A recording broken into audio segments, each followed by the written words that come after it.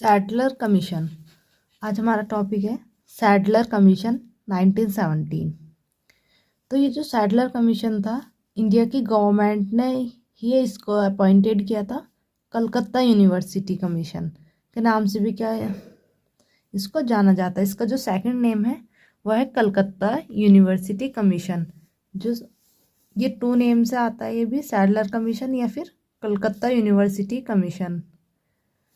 तो इसको लर्न करने के लिए कि 1917 के लिए और सितंबर, तो ये है एस से सैडलर, एस से सितंबर और एस से 17।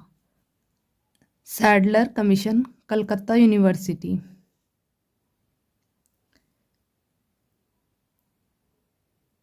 सैडलर कमीशन या फिर इसका दूसरा नेम है Calcutta university commission.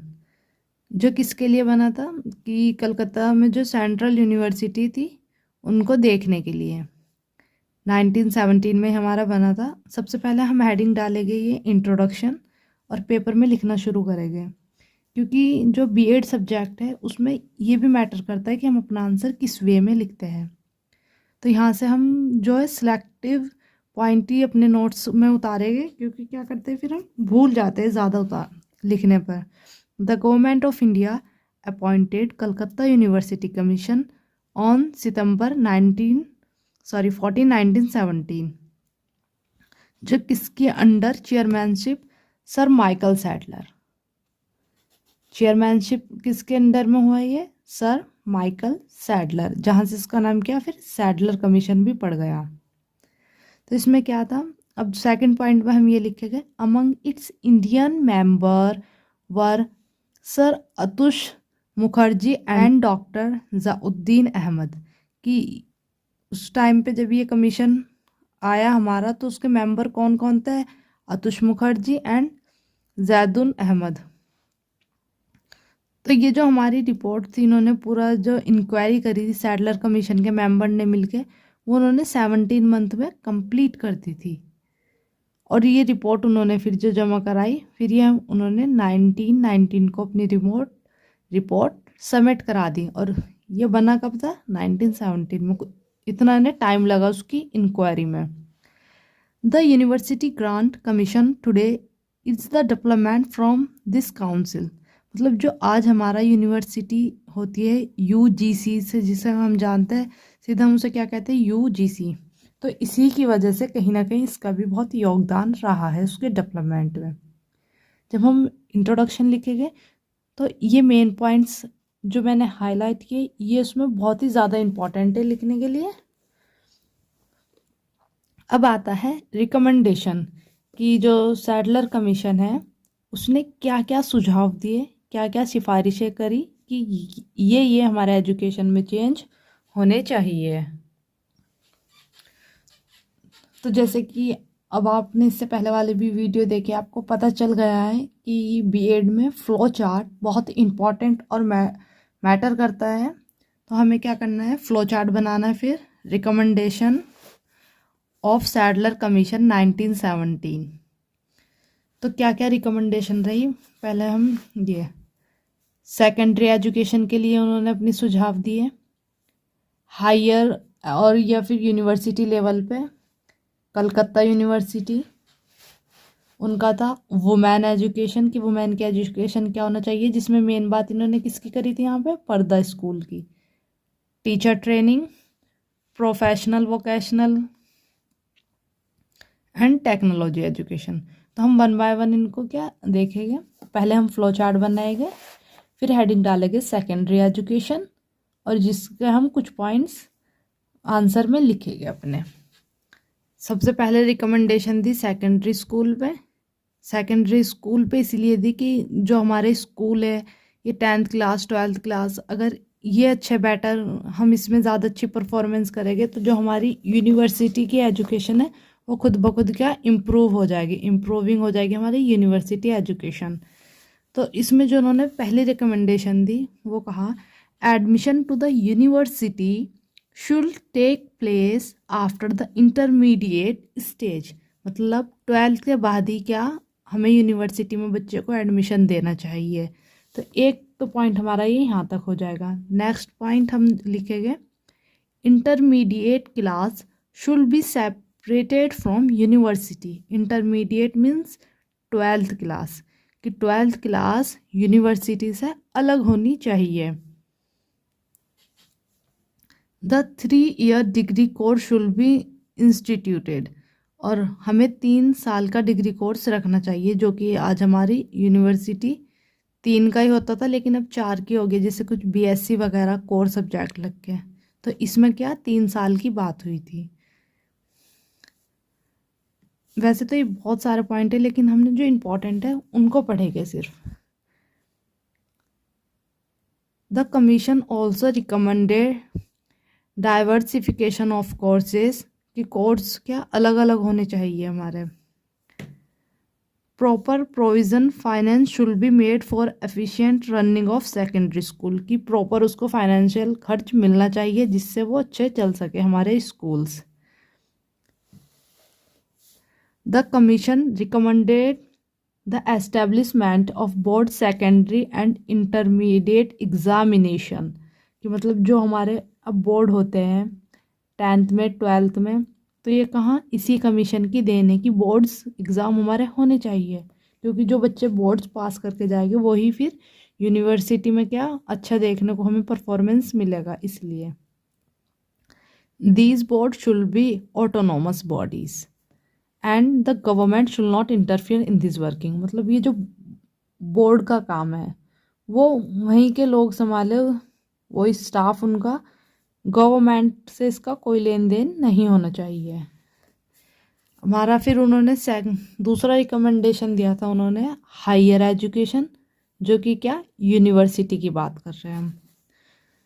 Flow chart बनाने के बाद 1 बाय 1 हेडिंग से हम ये समझाएंगे. अगर हमारा ये क्वेश्चन आता है 15 या 16 मार्क्स में, अगर 5 में आता है तो थोड़ा ही लिख के फ्लो चार्ट फिर काफ़ी हो जाता है. First degree course should be of 3 year after intermediate stage, मतलब ये बीएड ना एक ऐसा सब्जेक्ट है कि एक ही बात को ना बार बार और इम्प्रूव कर करके वो क्या एक्सप्लेन करता रहता है.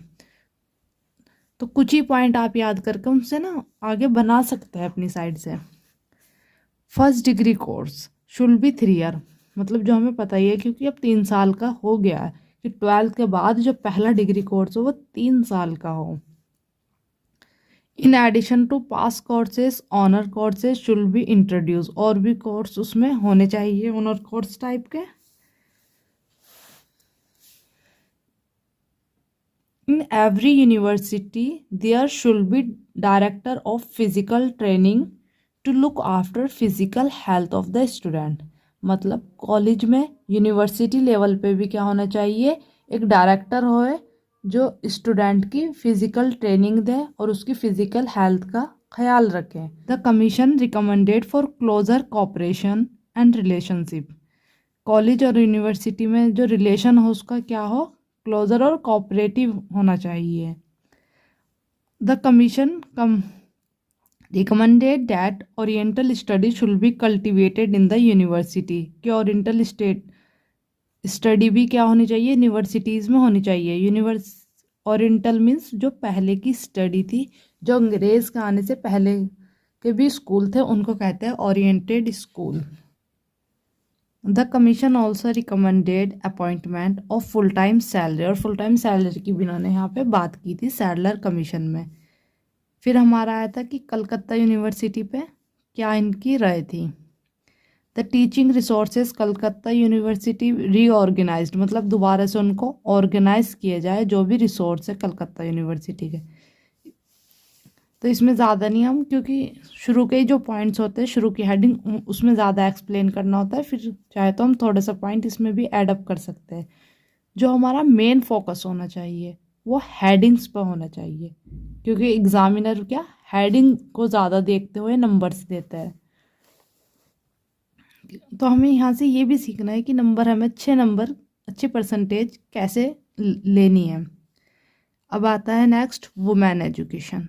तो वुमेन एजुकेशन पे था इनका जो गवर्नमेंट ने स्टार्ट किया था क्या, पर्दा school for those girl whose parents have a desire to educate their daughter up to the age of 15-16.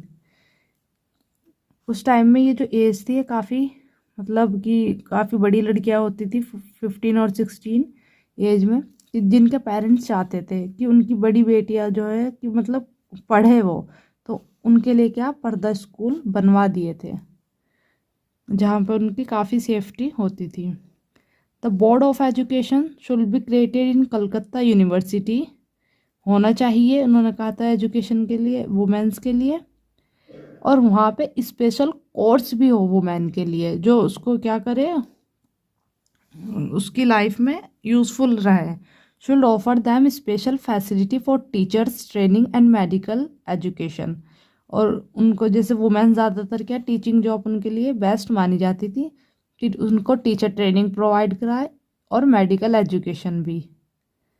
Recommendation regarding teacher training, तो इन्होंने कहा कि ट्रेन टीचर हमारे हो और ज़्यादा से ज़्यादा हो विथआउट डिले, मतलब बिना हम उसको डिले मतलब कहते हैं टाल के, बिना टाले ज़्यादा से ज़्यादा टीचर को ट्रेन करें हम।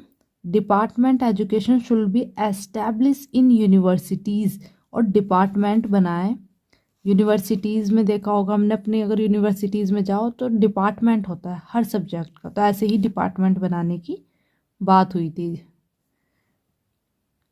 प्रोफेशनल और वोकेशनल कोर्स की एजुकेशन की बात हुई।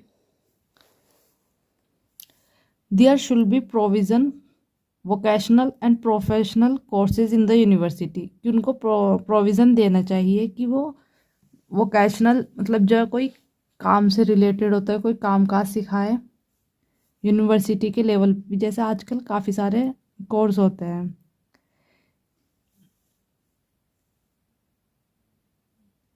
The commission felt education not only prepare the student for government post, इस कमीशन में बात हुई थी कि बच्चों को इसलिए हमें एजुकेट नहीं करना कि वो गवर्नमेंट पोस्ट पाए, बल्कि it should also encourage them to have vocational and professional education, बल्कि इनको बढ़ावा देना है हमें वोकेशनल कोई कारोबार वाली एजुकेशन या प्रोफेशनल किसी फील्ड में, जैसे मेडिकल फील्ड हो गया, इंजीनियर, इस फील्ड में जाके वो कुछ सीखे, इसलिए बच्चों को पढ़ाना है, इसलिए नहीं कि गवर्नमेंट पोस्ट दे सके।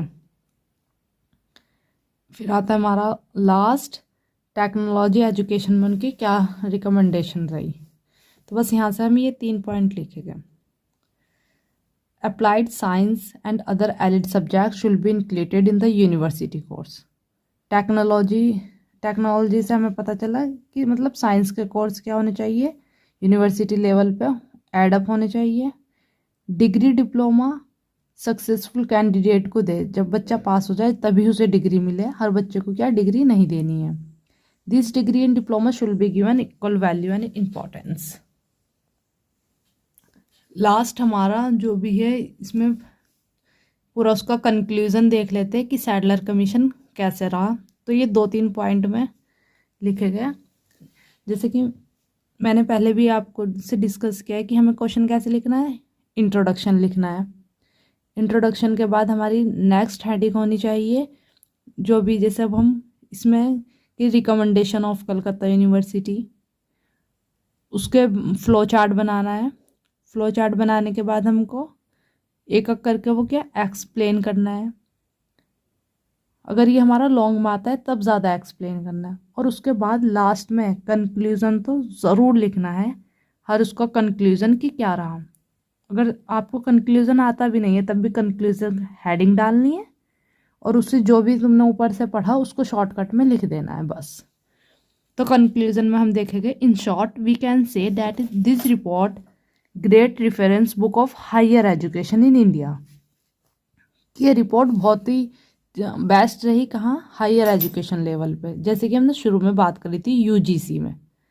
गवर्नमेंट ऑफ रिकमेंडेशन सर्वल की डी साइज, मतलब कुछ इसमें जैसे हमें पता है हर किसी कमीशन के अगर कुछ बेनिफिट है तो कुछ उसके क्या थे हमें लॉस भी थे, या फिर कह सकते हैं डिमेरिट्स, कि कुछ कमियां भी रही इसमें। Time was not ripe for making certain experiment such as intermediate college, मतलब जो इंटरमीडिएट कॉलेज पे इनका कोई ज़्यादा बेस्ट वर्क नहीं माना गया। The problem relating teacher training, और टीचर ट्रेनिंग में भी इनके प्रॉब्लम्स आई, उनकी सैलरी को लेके। Condition of service remain unsolved, कि कुछ चीज़ें तो इसमें अनसॉल्व ही रह गई। ये जो था इंस्पाइट इतने के बावजूद भी जो ये कमीशन रहा था एक बेस्ट रहा, ग्रेट इंस्पायरेशन मिला हमारी हायर एजुकेशन को। रिफॉर्म्स, उसमें चेंजेस आए, रीफॉर्म्स मतलब दोबारा से उसको फॉर्म मिली।